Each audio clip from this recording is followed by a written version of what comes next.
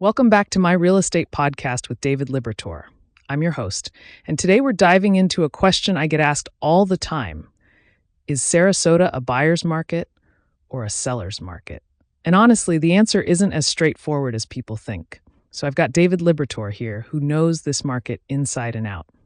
David, thanks for being here. Hey, thanks for having me. Yeah, so that's actually a great question because it's not black and white. A lot of people think the market is one or the other, but what we're really seeing in Sarasota right now is this really nuanced situation where different segments of the market are behaving differently. Oh, okay. So you're saying it's not like the whole market is tilted one way?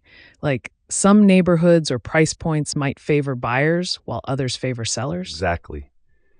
So if you're looking at luxury properties or waterfront homes, you might see more of a seller's advantage because there's just less inventory and more competition among buyers. But if you're in the mid-range market or looking at condos, you might actually see more buyer power. Inventory levels, days on market, and price negotiations, they all tell different stories depending on where you're looking. That's really interesting. So when someone comes to you and asks, is this a buyer's or seller's market?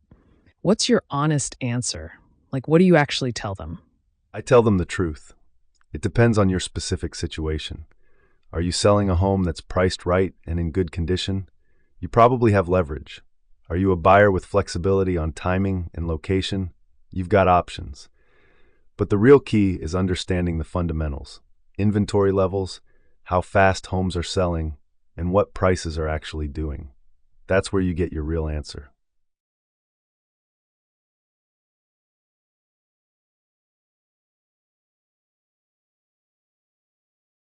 Absolutely.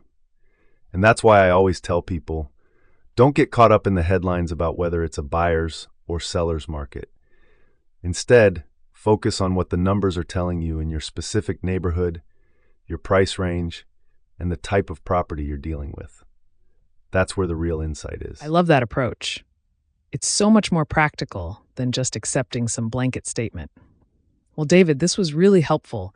Thanks so much for breaking this down and giving us the real story about what's actually happening in Sarasota. Really appreciate you being here. Thanks for having me. Always happy to talk about the market and help people understand what's really going on. Perfect. Well, folks, that's what we've got for you today. If you want to learn more about the Sarasota real estate market or get a personalized take on your situation, you know where to find David. Thanks for listening to my real estate podcast with David Liberator. We'll catch you next time.